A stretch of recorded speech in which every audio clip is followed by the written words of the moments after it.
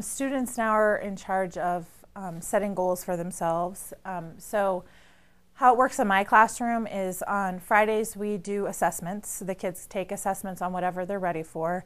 And then Monday they do a data-driven dialogue process where they're looking at their assessment, going through the whole data-driven dialogue process.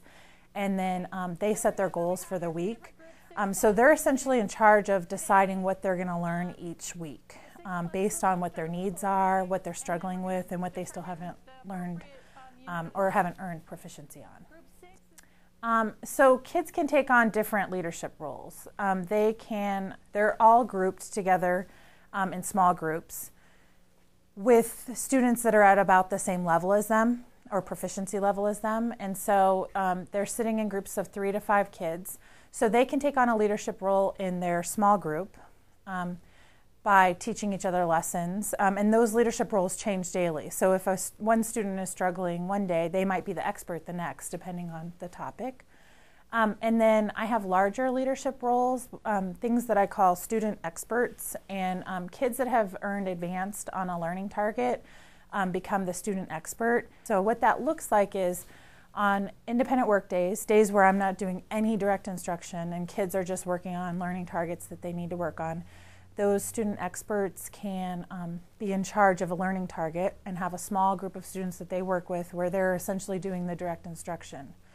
And that's been amazing. The kids love to be the direct instructors on those days, and I feel like the other kids are benefiting hugely from it. They're getting it in a totally different way. They're getting the information from a peer rather than from me. So that's been amazing. It's classroom ownership, not by me, but by the students. Another way we tied in our goal setting as a class to our shared vision. So we'll take one piece of our shared vision, one part of our code of conduct, and say, what are we working on this week?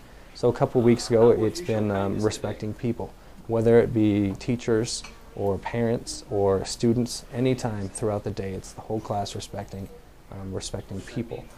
And then they were held accountable that week at 10 times throughout the day. We would stop and we would say, how is it going? And it needs to be made very clear that that's not me saying, you guys are doing horrible with this right now, or you guys are fantastic. I saw beautiful things. It's them. It's giving them the opportunity to say, how were your classmates doing? And another fantastic way to see it, it's just having the children actually explain how things are going. And no, we really don't deserve that tally mark right now. We don't, because we're not respecting people. Getting a first grade student to understand respect in general was something I had a hard time. I have high expectations for children, but respect is a very complex kind of concept. But they understand it now. They understand what it means. They understand what they need to do to respect people, and getting them to that point where they can say and be honest with me. It's kind of scary.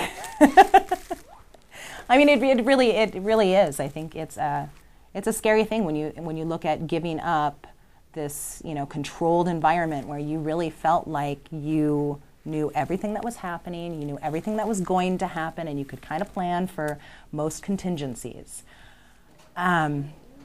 I can't do that anymore.